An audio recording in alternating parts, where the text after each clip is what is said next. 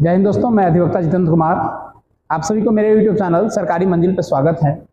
और आज हम लोग इतिहास के क्रम में भारत में मुस्लिम साम्राज्य के आगमन को लेकर पढ़ रहे हैं, जिसमें अरब और तुर्की दोनों आक्रमणों को हम लोग एक ही वीडियो में पढ़ने का प्रयास करेंगे। तो आइए जुड़े रहते हैं वीडियो में और देखते हैं भारत में किस तरह से विदेशी आक्रमण हुए, जिसमें अरब का आक्रमण कैसे हुआ और आपके तुर्की का आक्रमण कैसे हुआ। देखते हैं। तो भारत में मुस्लिम आक्रमण में दो प्रमुख साम्राज्यों ने आक्रमण किया। एक अरब देश से मुसलमानों ने आक्रमण किया और एक तुर्की देश से आक्रमण किया। अब अरब देश में जो सबसे पहले आने वाला व्यक्ति था वो था MBT, मोहम्मद बिन कासिम। जैसा कि तस्वीरों में देख रहे हैं, यही है मोहम्मद बिन कासिम, जो कि अरब प्रायद्वीप से आया था भारत में और भारत में आक्रमण करने का काम किया। अगर तुर्की साम्राज्य की बात करेंगे तो मोहम्मद गजनवी थे। मोहम्मद गजनवी ने सबसे पहले तुर्की साम्राज्य से आक्रमण किया भारत पर। फिर मोहम्मद गौरी हुए, जो कि भारत में शासन किए और भारत में लूटपाट किए और तुर्क को भेजने का काम किए। अब आइए जानते हैं इन लोगों के बारे में विशेष रूप से। तो कह रहा है कि सर्वप्रथम 711 ईस्वी में उबैदुल्ला के नेतृत्व में एक अभियान सिंध भेजा गया, यानी सिंध उसको कहा गया जो सिंधु नदी के आसपास वाले क्षेत्र को सिंध प्रांत कहा जाता है, किंतु यह पराजित हुआ और मारा गया। दूसरा अभियान कह रहा है कि बुदैल के नेतृत्व में हुआ और यह भी असफल रहा, यानी भारत में ये सब एंट्री करने का ये प्रयास कर रहा था। 711 में उबैदुल्ला हार गया, मरा गया। फिर बैदुल्ला आए, वो भी हार गए, वापस चले गए। तीसरा अभियान हुआ 712 ईस्वी में मोहम्मद बिन कासिम के नेतृत्व में। भारत में अगर पूछेगा कि मुस्लिम साम्राज्य की शुरुआत कब हुई, मुस्लिम साम्राज्य का आगमन कब हुआ, पृष्ठभूमि कब तैयार हुई, तो 712 में। और कौन करने वाला है? मोहम्मद बिन कासिम। मोहम्मद बिन कासिम कह रहा है कि मोहम्मद बिन कासिम ने सिंध के शासन काल दाहिर को, यानी सिंध का जो शासक था जिसका नाम क्या था? दाहिर था। दाहिर को पराजित किया और दाहिर युद्ध करते हुए मारा गया। जो भारत का शासक था जिसका नाम क्या था? दाहिर था, और दाहिर से युद्ध करते हुए दाहिर क्या हो गया?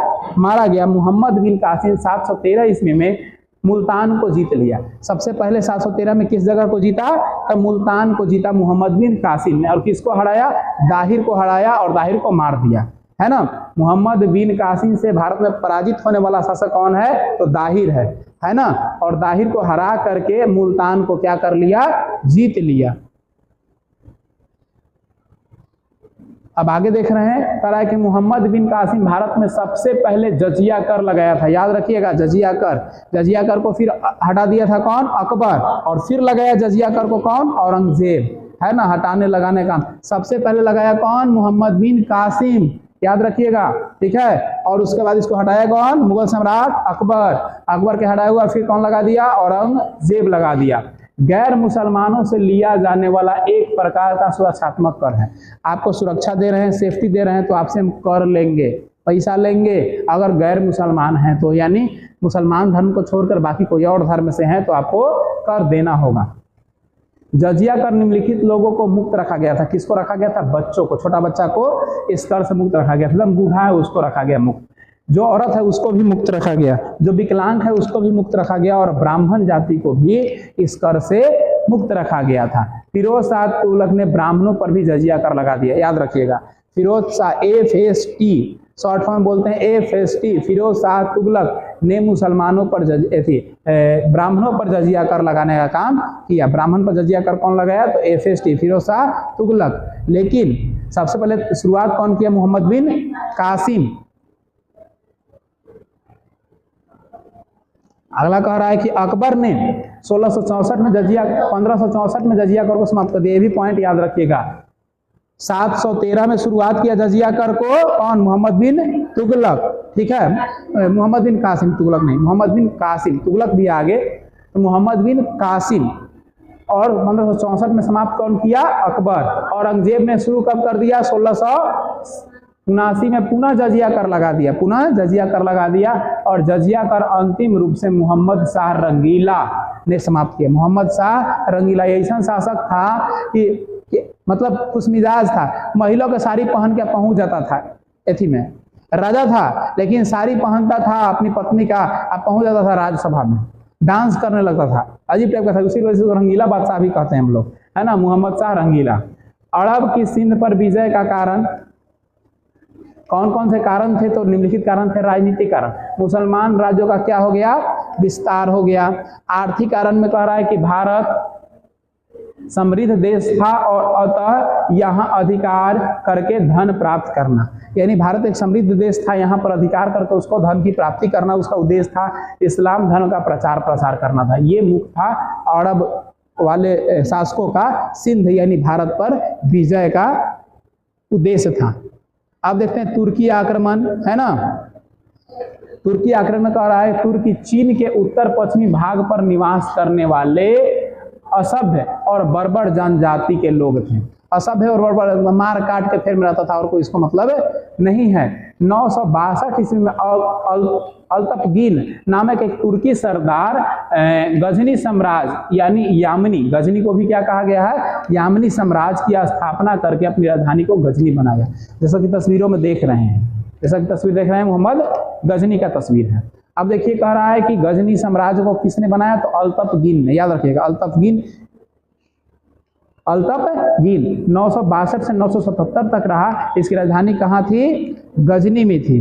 अल्तफगीन ने 1700 चुने हुए तुर्क अधिकारियों की नियुक्ति की। 1700 क्या किया? चुन चुन कर तुर्क अधिकारी की नियुक्ति की, जिसमें से एक कौन था? सुबुतगीन। अल्तफगीन के बाद सुबुतगीन ही शासक बना, इन सबसे प्रिय था उनका सुबुतगीन, और इनके बाद सुबुतगीन ही क्या बना? राजा बना। अब सुबुतगीन कब से कब तक रहा? तो 977 से 997 तक। और भारत में पहला तुर्की आक्रमणकारी कौन था? सुबुतगीन ही था। भारत में तुर्की के तरफ से कौन आने वाला पहला राजा था? सुबुतगीन था। ठीक है, इसका काम था लूटपाट करना। इसने 986 में पंजाब के शाही वंश के शासक जयपाल, शाही वंश के शासक कौन थे? जयपाल पर आक्रमण किया और उनको पराजित कर दिया। आया, इनको पराजित करके लूटपाट कर लिया। सुबुतगीन के मृत्यु के बाद दो उनके पुत्र हुए। कौन हुए पुत्र? दुगो। एगो है अब्दुल कासिम महमूद, अब्दुल कासिम महमूद, और दूसरा है इस्माइल है, दूसरा है इस्माइल। पहला कौन है? अब्दुल कासिम महमूद, दूसरा कौन है? इस्माइल। दोनों के मध्य उत्तराधिकारी को लेकर युद्ध हुआ, जिसमें अब्दुल कासिम महमूद विजय हुआ और अब्दुल कासिम महमूद गजनी के नाम से शासन किया। यानी गजनी पर क्या किया? वो शासन किया गजनी के नाम से।